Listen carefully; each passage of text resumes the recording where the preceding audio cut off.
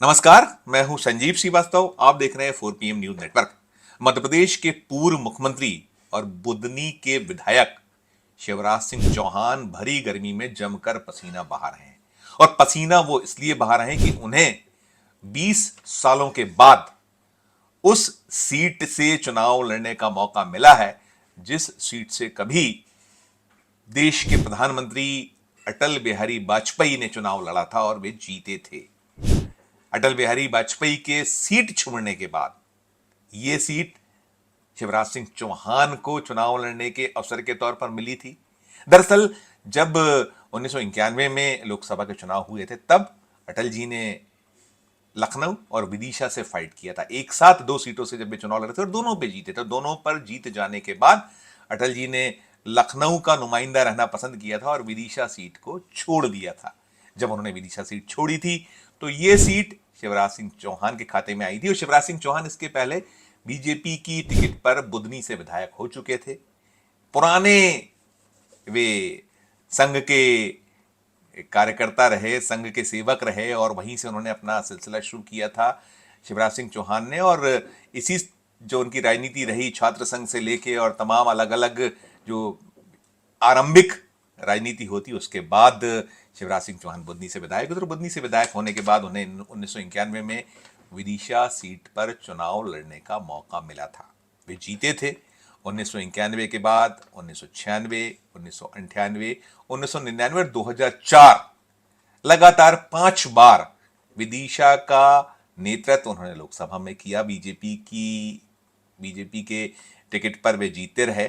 और इसके बाद मध्य प्रदेश में जब 2003 में बीजेपी सत्ता में आई, पहले उमा भारती मध्य प्रदेश की मुख्यमंत्री हुई, फिर बाबूलाल गौर का अवसर मिला और जब बाबूलाल गौर से ये मुख्यमंत्री पद लिया गया तो मौका मिला शिवराज सिंह चौहान को 2005 में। 2005 में मुख्यमंत्री बनने के बाद वे लगातार मुख्यमंत्री 3 बार हुए हैं मध्य प्रदेश के।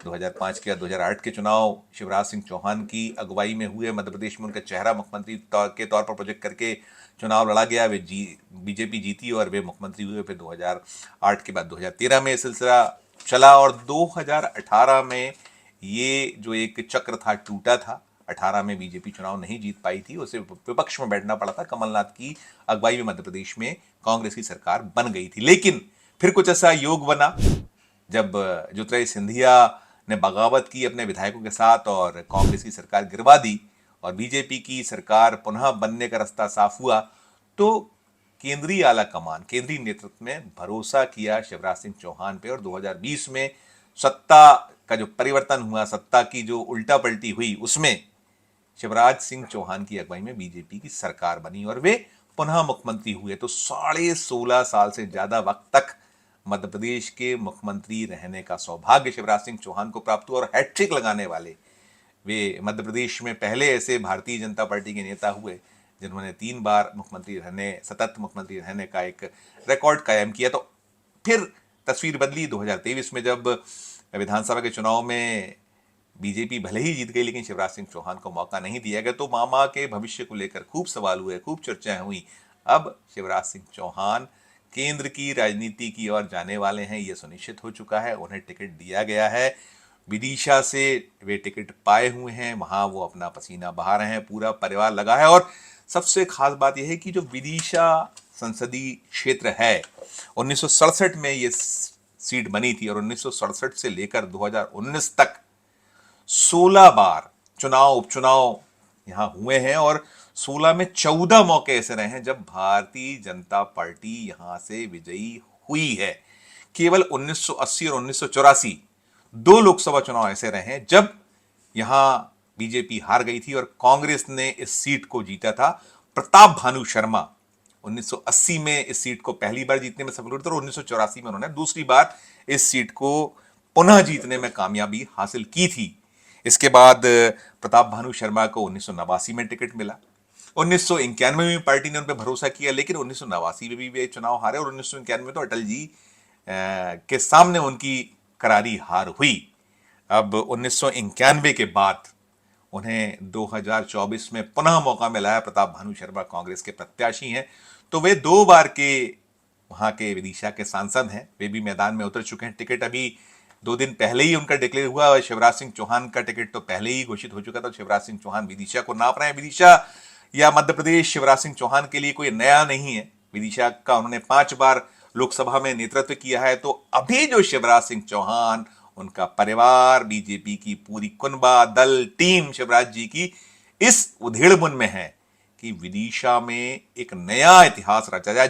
रिकॉर्ड जीत के लिए शिवराज सिंह चौहान ताल ठोक कर मैदान में उतरे। हालांकि चुनाव में जब तक नतीजा ना आ जाए कुछ नहीं कहा जा सकता। कब तस्वीर बदल जाए, कब तस्वीर पलट जाए, बहुत अवसरों पर हमने देखा। हालांकि मैंने जैसा कहा कि विदिशा संघ का, बीजेपी का गढ़ है। 1967 में ये सीट बनी थी, तो 1967 में जनसंघ ने सीट को जीता था। फिर पुनः चुनाव हुए, जनता पार्टी जीती थी।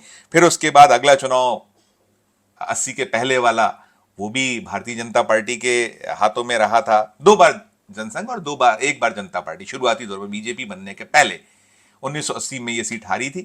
तो ये सिलसिला रहा। और इसके बाद अभी जो ताजा हालात हैं, ताजा हालात में भी शिवराज सिंह चौहान को यह माना जा रहा है कि उनको यहां बहुत आसान जीत होगी। ये एक आम जो धारणा है, या जो वहां वोटरों का रुख दिख रहा है, नजर आ रहा है। क्योंकि मैंने कहा कि 5 बार विदिशा से वे सांसद रहे हैं। हॉट सीट इसलिए है कि शिवराज सिंह चौहान इस सीट से पुनः उम्मीदवार है। और ये वो सीट है, अटल बिहारी वाजपेयी जी तो जीते ही जीते थे। रामनाथ गोयनका जी ने सीट पर जीत दर्ज की है। शुरुआती जो 1967 में सीट बनने के बाद जो चुनाव हुए उसमें वे जीते थे।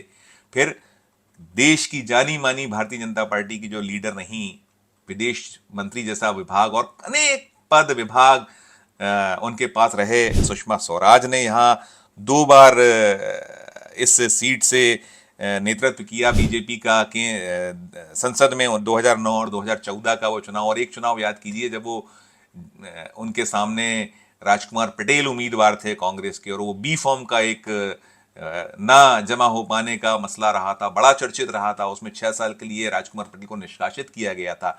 बड़े आरोप लगे थे, बहुत सारी शंकाएं कुशंकाएं जाहिर की गई थी, क्योंकि वॉकओवर हो गया था कांग्रेस के उम्मीदवार के मैदान में ना रह पाने के कारण, क्योंकि बी फॉर्म नहीं मिल पाया था। तो वो सब रहा। और इस सीट से 2014 में लक्ष्मण सिंह को भी लड़ाया गया था, दिग्विजय सिंह के जो अनुज हैं। एक ऐसी सीट है ये, 1984 में आखिरी बार कांग्रेस ने सीट को जीता था। 84 के बाद आप सोचिए कि 40 बरस हो गए हैं लगभग। 2024 से हम अगर उसको तुलना की जाए तो सीट 84 में आखिरी बार मिली थी। 1989 से लगातार ये सीट बीजेपी जीत रही है। तो अब एक 40 बरस बाद कांग्रेस की भी साख दांव पर है। उसको यहाँ कहीं ना कहीं ये दिखाने की कोशिश करनी होगी कि वो कितना दम है, कितना उसका ये जो है शिवराज सिंह चौहान या बीजेपी के तिलिस्म को तोड़ पाने में। उसके लिए अब प्रताप भानु शर्मा और कांग्रेस मैदान में उतरी हुई है। बड़ी रोचक सा एक ये सीट है, इस पर निगाह सबकी है क्योंकि शिवराज सिंह चौहान है, जैसा मैंने कहा। लेकिन बात वही है कि सीट कांग्रेस के लिए तो बेहद बेहद कठिन और मुश्किल मानी जाती रही है।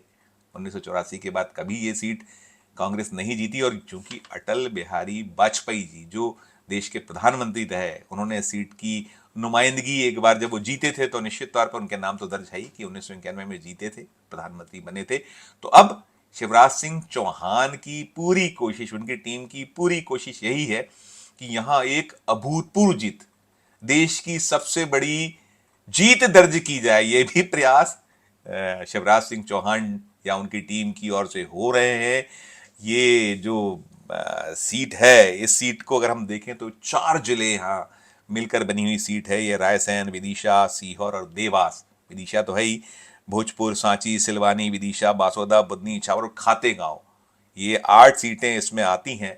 और जो 2023 का भी जो चुनाव रहा था, उसमें यहाँ कांग्रेस की दाल गल नहीं पाई थी बहुत ज़्यादा, बहुत मुश्किल का सामना करना पड़ा था बुरी तरीके से। और कुछ अवसर तो ऐसे भी रहे कि जब पूरा का पूरा लोकसभा क्षेत्र ही बीजेपी के नाम रहा है।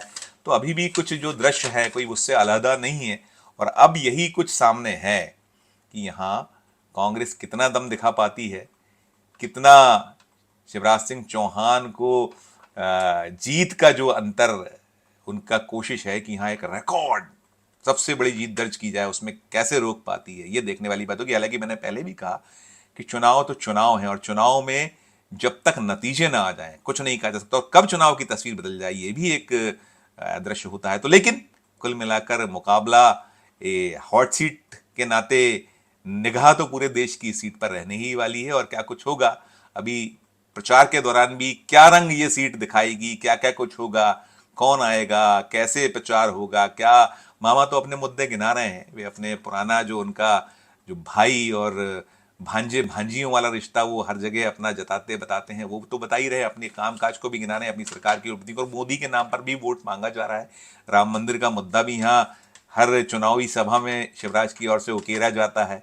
बाकी जितने विषय हैं जो मोदी से जुड़े विषय हैं या जो उपलब्धियां हैं वो उसमें सारी आ रही हैं कि सीए कानून लाया गया है, या और जो दूसरे हैं 370 हटाने की भी बात हो रही है। तो तमाम तरीके से शिवराज या उनकी टीम कोई कोर और कसर नहीं छोड़ी। अब बारी, चूंकि टिकट की घोषणा थोड़ी कांग्रेस की ओर से लेट हुई है, तो देखिए कितना कुछ इस सीट पर कांग्रेस अपना दम दिखा पाती है, वो सब देखने वाली बात होगी।